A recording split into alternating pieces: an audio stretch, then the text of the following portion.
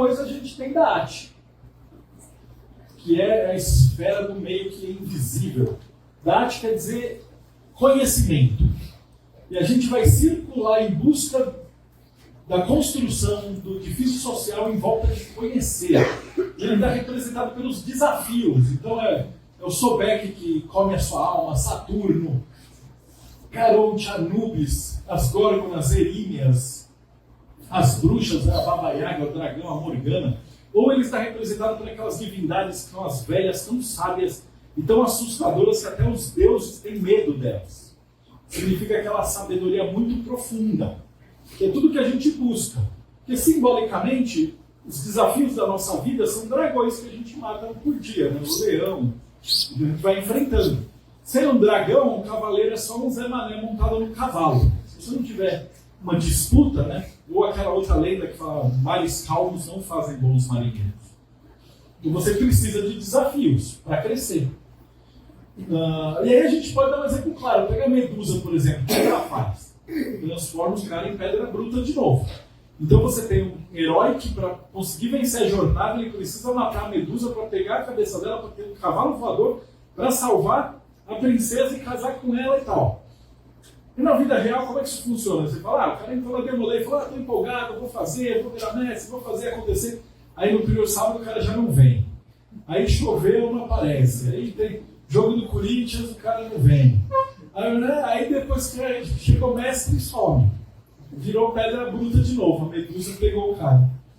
Então esse é o processo iniciático que a gente está sempre enfrentando nossas medusas no meio. A coisa é tão louca que, se vocês lembrarem do Thanos, ele tinha uma luva mágica que, se ele colocasse as esferas em volta, ele podia fazer qualquer desejo. Eu não vou falar as cores, mas pega depois os DVD dos Vingadores e compara com as cores que eu estou mostrando aqui, vocês vão ver que tem uma coincidência muito grande. Tranquilo? Está aqui. Aí aqui, ó, é tão legal que aqui tem um abismo.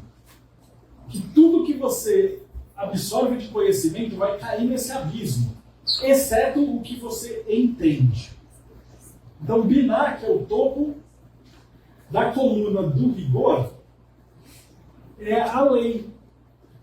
Chama entendimento, Binah. É tudo aquilo que você compreende. Então, para as letras do hebraico, por exemplo, Het, que está aqui, Shet, é cerca. Então isso vai dizer assim, nós somos tão inteligentes quanto a cerca do nosso conhecimento, que é a cerca de Saturno.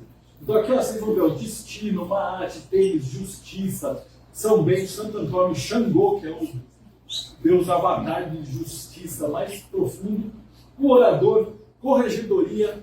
Aqui é o ponto do topo da árvore do rigor que olha os frutos da própria árvore para ver se não tem nada podre dentro. Ombudsman, ouvidoria, toda instituição tem que ter uma maneira de se fiscalizar. E essa parte de cima da loja, lembra que eu falei que era o fogo? Aqui conversa com a parte de fora. Aqui é a mente. Então esses cargos fazem a loja funcionar. Quando eu digo loja, pode ser guilda, pode ser uma empresa. Vocês podem levar isso para uma fábrica, para qualquer lugar. Aqui é a diretoria. Então você vai ter esses 3 passos. Um que é o cara que vai... uma escutoria, uma coisa nesse sentido, que vai ouvir os funcionários e ver tudo, você pode aplicar isso para qualquer empresa. E vai cuidar dessas regras. E do outro lado, o Kimá, que é o caos, ou a sabedoria divina. Então aqui a gente vai ter Adão, que deu nome para todos os animais, Deus do fogo, as valquírias, as amazonas, a tempestade, Oiá, Yansan, relâmpagos e tal. Aqui são divindades de céu calmo. E aqui são divindades de tempestade, de loucura, de raios, de relâmpago. A ideia é a seguinte: na nossa vida, depois desses anos todos, a gente vai passar pelo escrutínio do tempo. E Saturno é o nosso legado. Então a maioria das pessoas vai morrer aqui. Aliás, todo mundo vai morrer aqui. E o que a gente vai deixar para a humanidade?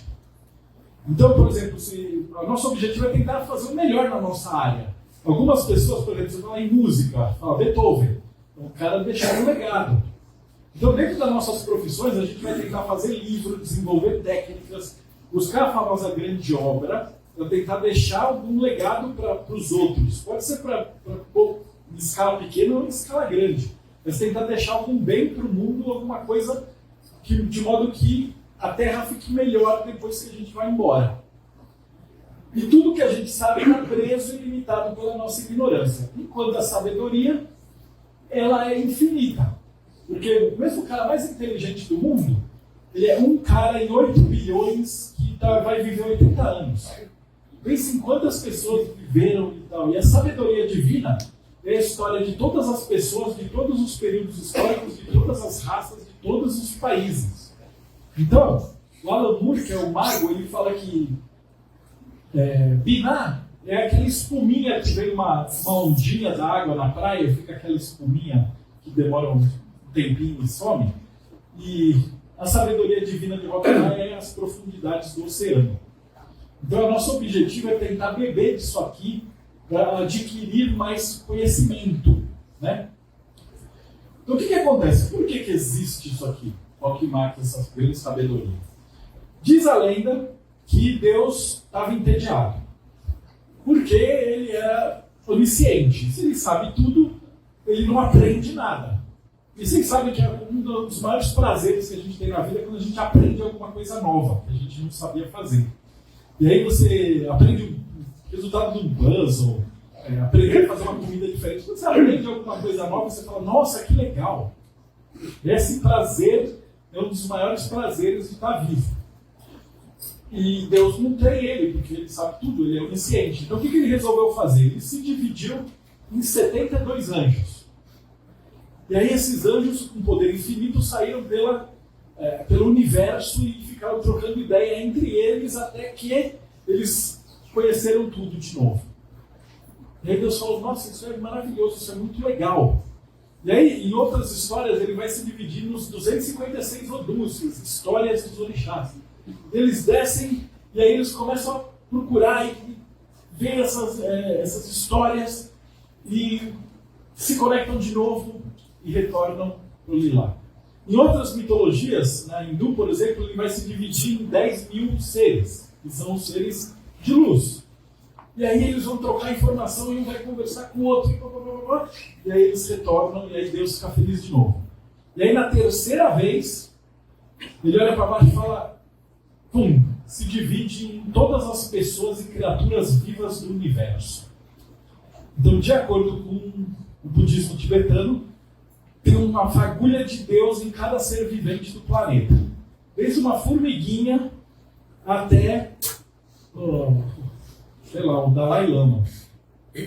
Cada um de nós tem uma fagulhinha dessa divindade e a gente está aqui encarnado para tentar entender o universo pelo ponto de vista único que é a nossa verdade. Então cada um de nós está aqui. E os outros estão aqui. Quando a gente morrer, a gente vai retornar à fonte original. Numa empresa, esse aqui é o secretário, ele é o cara que é responsável, por isso que ele chama caos. Ele é responsável pela memória da loja em relação ao externo. Então, o orador é o grão-mestre representado dentro da loja, o secretário é a loja representada para fora.